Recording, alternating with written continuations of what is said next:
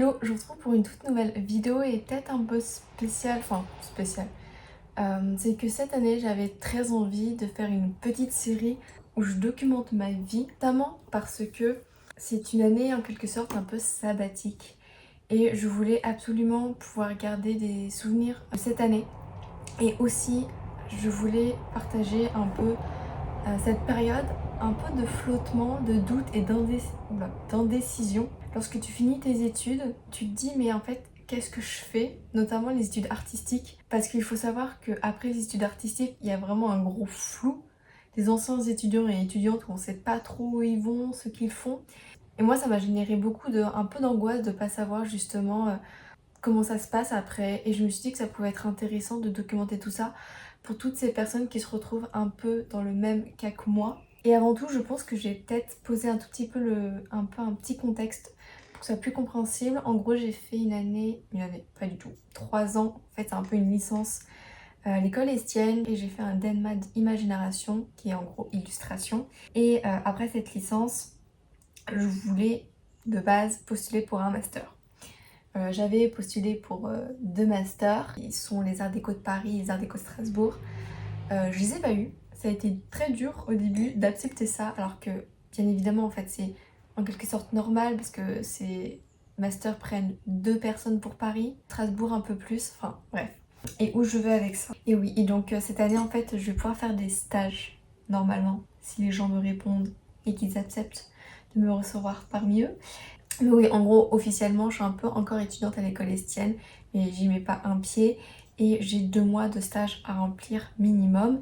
Et même si j'ai cette perspective-là, j'essaye aussi moi, de mon côté, de faire plusieurs choses et des petits projets parce que je sens que si cette année je m'occupe pas, je vais dep. Il faut que j'ai besoin de remplir un peu mes journées, etc. parce que sinon je vais déprimer.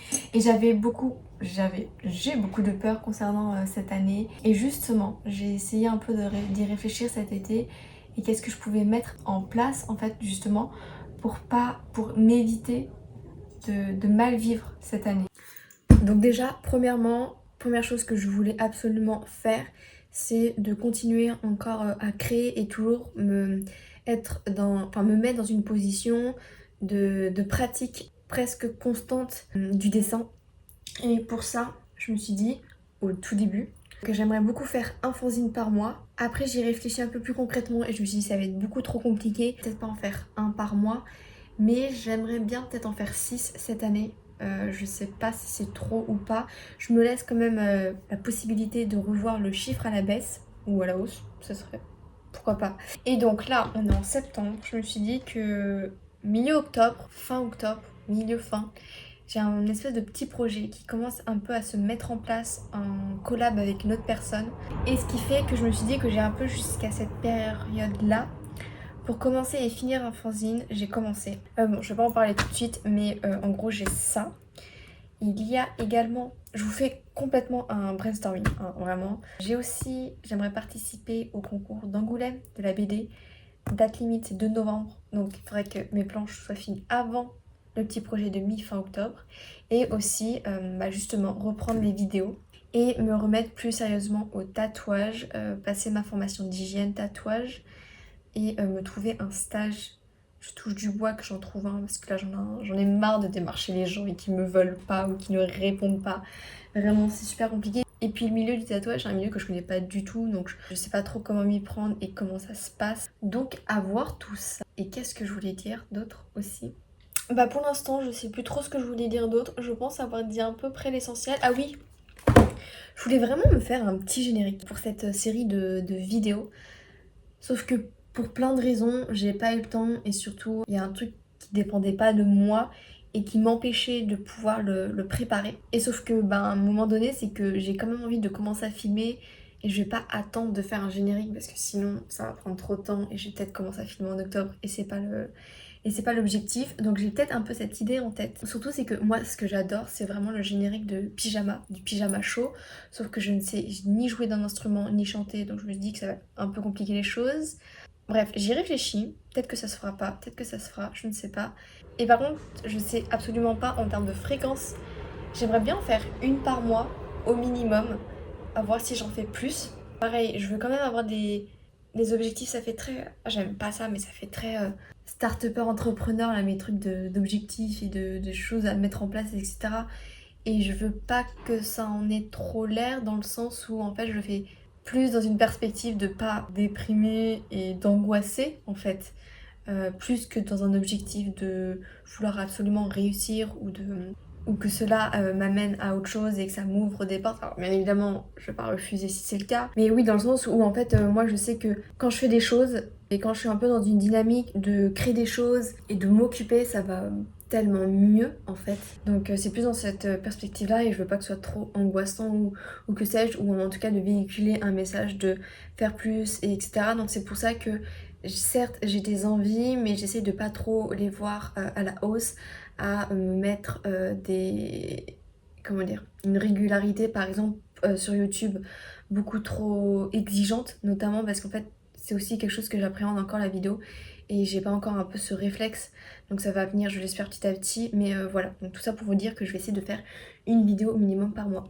Au tout début de la réalisation de ce fanzine, j'avais des images en tête que je voulais représenter, puis petit à petit en les faisant, il y a une histoire qui s'est installée que j'ai ensuite voulu développer. Alors même si, comme je vous disais, la narration c'est pas mon fort, je me suis dit que c'était aussi un bon exercice de commencer petit avec peu de dialogue et peu de pages pour un peu adoucir cette angoisse que j'ai lorsque je souhaite écrire une histoire. J'ai voulu le faire au feutre à alcool parce que c'est un médium que je commence plutôt à apprécier petit à petit avec les effets de diffusion, de contours panettes et aussi des profondeurs de couleurs qu'on peut avoir avec la superposition. Et la question que je me pose actuellement, c'est comment je continue mon fanzine, parce que je veux pas qu'il contient seulement cette histoire. Je vois davantage cette petite édition comme le réceptacle des productions que j'aurais pu faire pendant une période donnée. Et comme je me suis dit que j'aimerais bien le finir pour mi-octobre, il me reste encore du temps pour pouvoir investir, pourquoi pas les thématiques que j'ai investies pour la petite histoire, ou alors partir sur totalement autre chose. Donc là j'ai un choix un peu à faire, et là je suis un peu perdue parce que je sais pas du tout quel virage prendre, et je me retrouve actuellement dans vraiment un flottement créatif pas du tout agréable, mais j'ai hâte qu'il soit terminé ce flottement.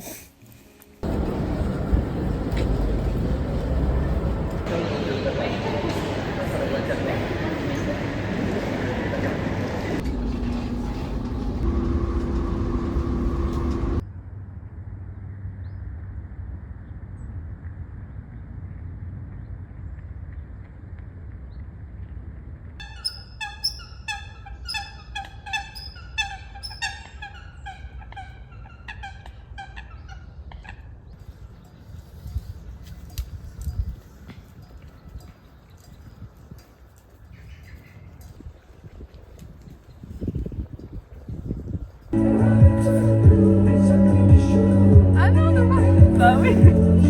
Attends, il nous faut les pieds, attends. Mais c'est nul là.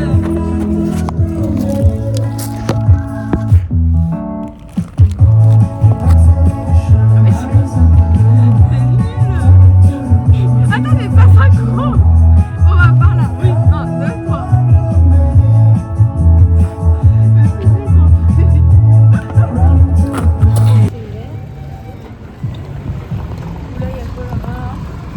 Attends, regarde Inès, tu vois qu'il n'y a pas d'ambiance, regarde l'ambiance qu'il y a. Mais regarde. Et après, critique Orléans.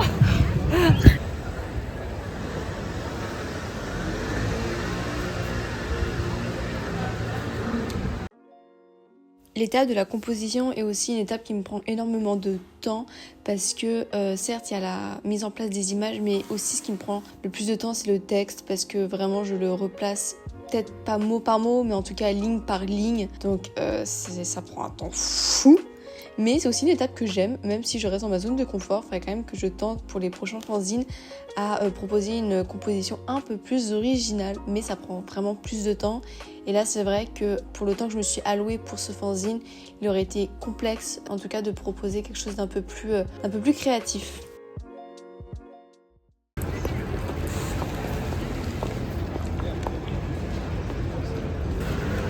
Bonsoir.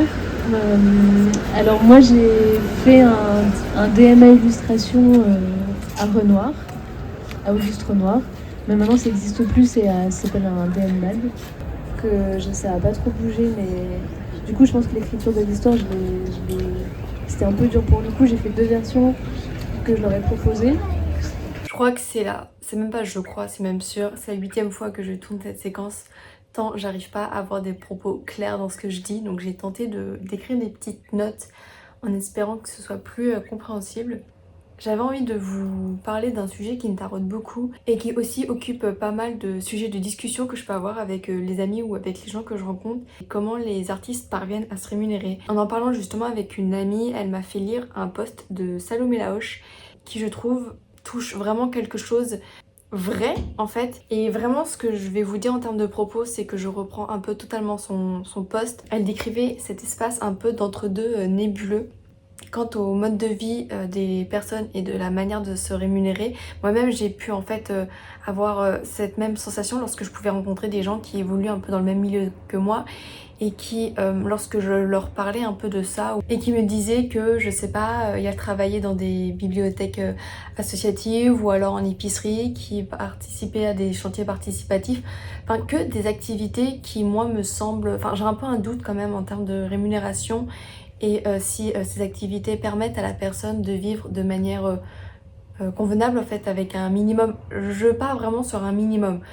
Avoir un toit, se nourrir, payer ses impôts, ses factures, etc. Donc je ne parle pas forcément de vouloir gagner de l'argent pour voyager et s'acheter plein de choses. Et puis même j'ai ce questionnement certes vis-à-vis de ces personnes, mais également pour les artistes qui en vivent, qui sont en full time. Dans le sens où je me demande comment concrètement ils arrivent à se rémunérer et je suis consciente qu'il y a plein de manières, en fait il n'y a pas d'exemple type et que ça dépend vraiment de chaque artiste, chacun a sa pratique et donc différentes manières de se rémunérer. Mais c'est ça aussi ce qui manque dans les écoles, c'est, ou même pas forcément dans les écoles, mais que les artistes partagent de manière concrète parce que moi c'est quelque chose où en fait il y a un gros flou vis-à-vis de ça, ou même qu'ils partagent un peu leurs trucs et astuces parvenir à ces fins de mois, donc pour nous parler des résidences d'artistes ou alors les aides que l'État peut livrer. Enfin tous ces trucs qui font que tu arrives quand même à avoir une certaine, peut-être pas stabilité, mais en tout cas tu parviens par différents moyens à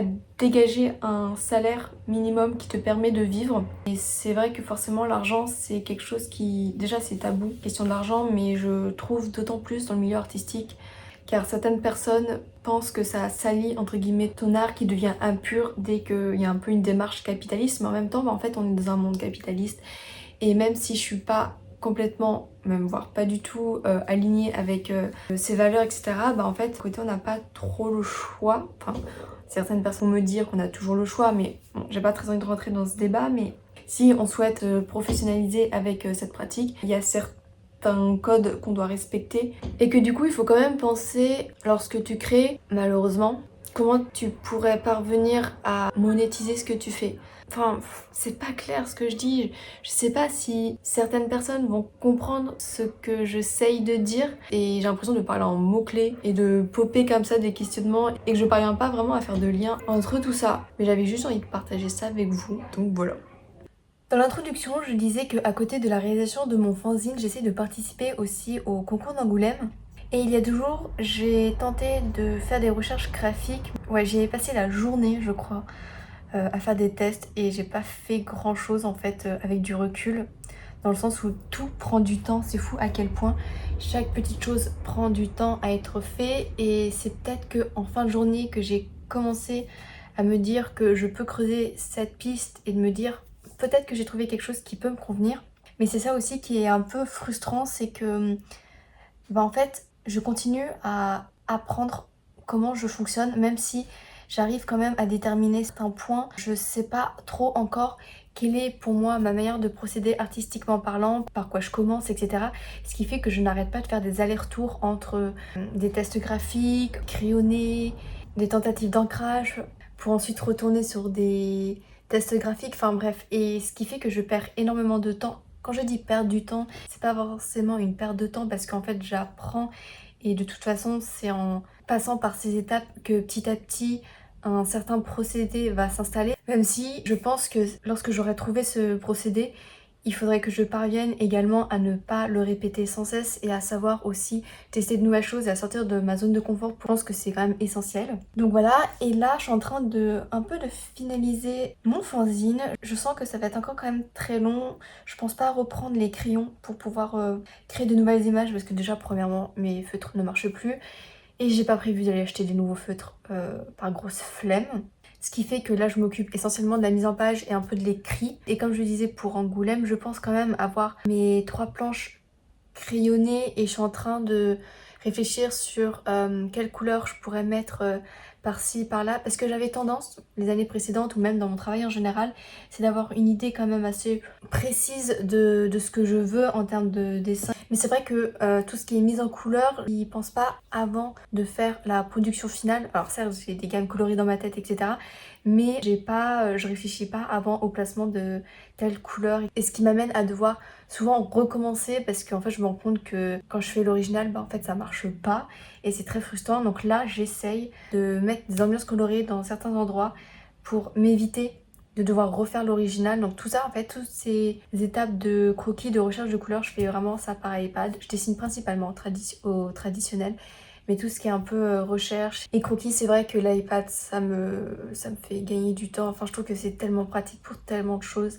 Et oui, j'utilise essentiellement pour ça. Pour l'instant, c'est comme ça que je travaille. On verra si ça évolue ou si j'arrive à trouver une meilleure manière. Mais pour l'instant, c'est ce qui me convient. Donc, voili, voilou. Étage 0. S'occupe du domaine du livre. C'est un organisme qui collecte 2 types de droits. Qui collecte. Ça, j'ai essayé de m'inscrire, mais j'avais pas compris qu'il fallait déjà avoir un livre. Donc j'ai perdu 2 heures. Mais c'est pas grave, maintenant je sais. Lundi, je retournais à l'école pour faire des tentatives d'impression et bien évidemment, j'avais oublié que les ordinateurs ne prenaient pas en charge mon disque dur. Enfin bref, donc j'avais pris des feuilles chez Office Depot pour faire des tests d'impression sur différents papiers. Et puis même, je voulais voir un peu en termes de colorimétrie et incroyable, j'ai pas du tout galéré, ça sortait comme il fallait. Franchement, après 3 ans d'études, ce n'est que quand je sors de l'école que ça marche. J'étais vraiment choquée et c'était trop bien. On est vraiment sur une lumière pas ouf du tout, mais c'est pas grave. J'ai commencé à faire des tests d'impression à l'école et j'hésite énormément avec le papier parce que de base, je voulais prendre quand même un papier un peu plus épais et un peu plus qualitatif que du 90 grammes. Mais en fait, je pense quand même partir sur du 90 grammes parce que comme mon fanzine a quand même pas mal de pages, parce que plus tu augmentes le grammage, plus tes feuilles sont épaisses et quand tu fais ta reliure, ça prend plus de place et au niveau de la... Comment expliquer ça ? Forcément tes pages, quand tu vas les superposer et ensuite les plier, celles qui sont plus vers l'intérieur, elles vont dépasser. Et en termes de composition d'image, forcément, elle va plus forcément être centrée. Enfin bref, c'est assez... c'est pas du tout technique, c'est juste que pour expliquer, je suis très nulle.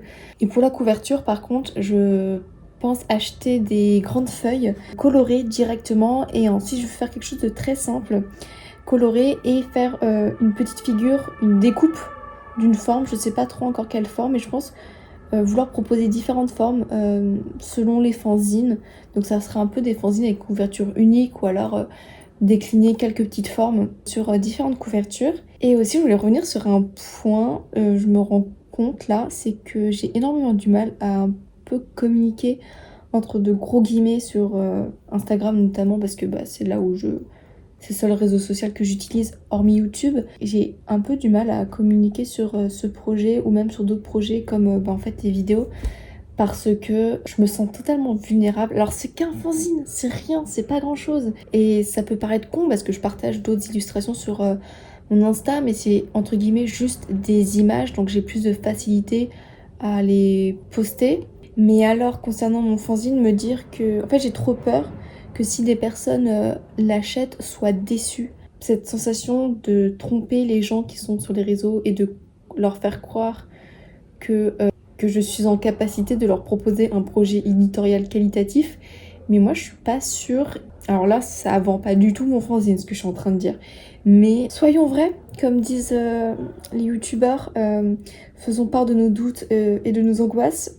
J'ai super peur de merder, de décevoir la personne et de en fait qu'elle se rende compte que c'est pas forcément pertinent déjà mon histoire, que mon truc ne tient pas debout. C'est ça que je me rends compte, c'est qu'en fait quand tu crées quelque chose, forcément il y a la réception du public.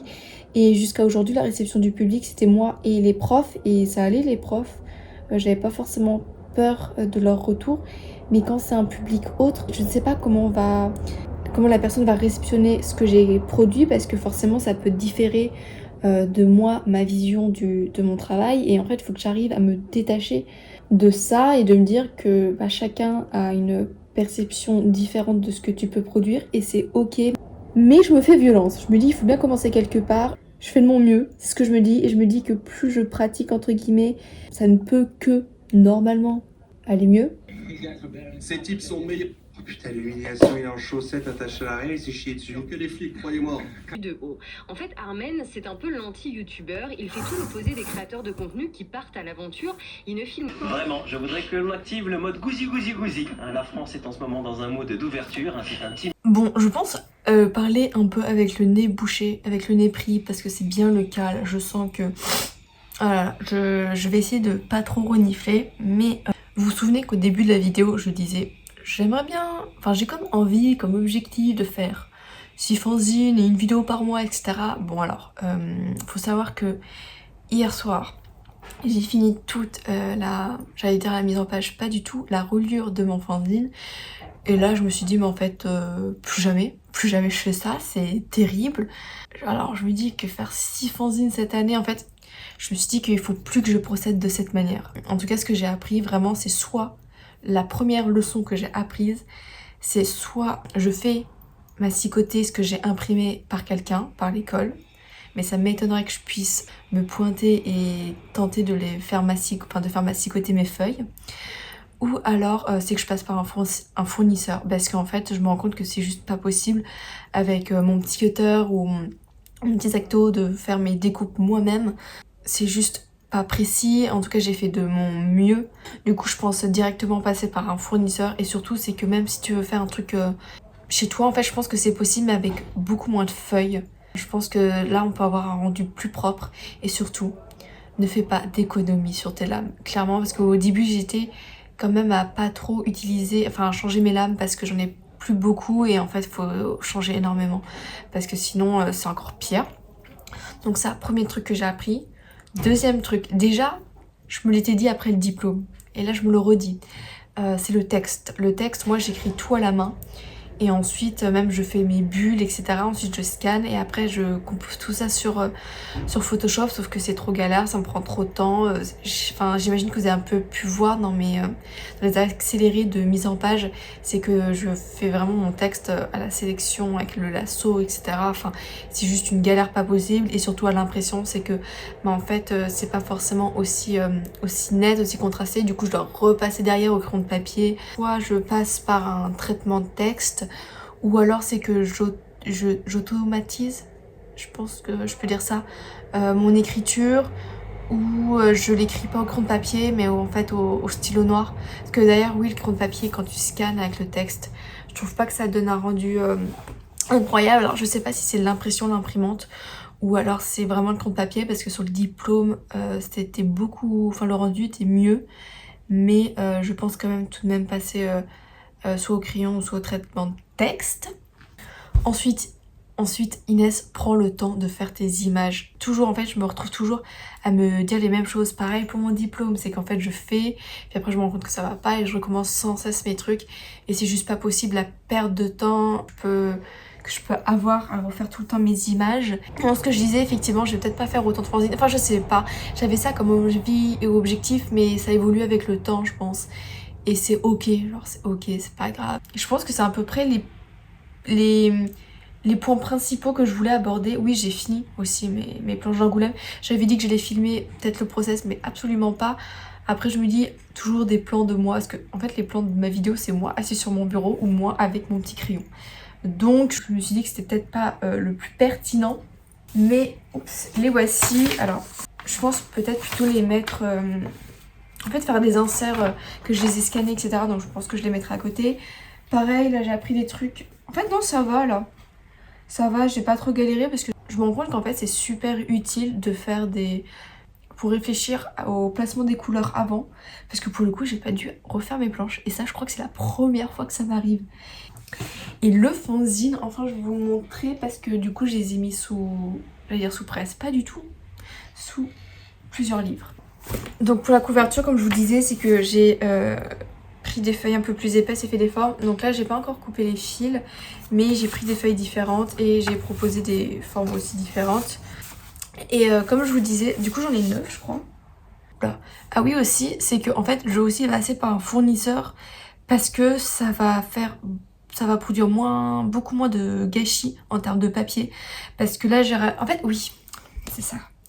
C'est que j'avais dit aussi que je voulais prendre du papier 90 grammes.